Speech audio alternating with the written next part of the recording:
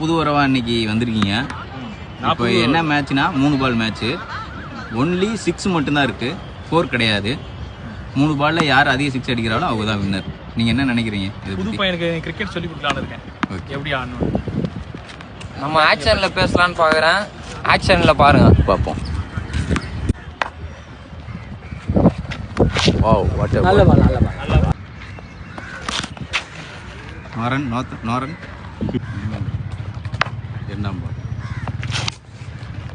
நல்லடி ஆனால் 6. முதல் பந்து பாய் சாதிப்பாரா என்பதை பார்ப்போம்.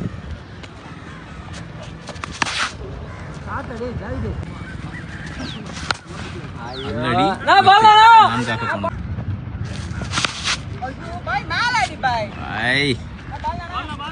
பாயின் அடிகளில் சக்தி இல்லை. அடுத்த முறை சந்திப்போம்.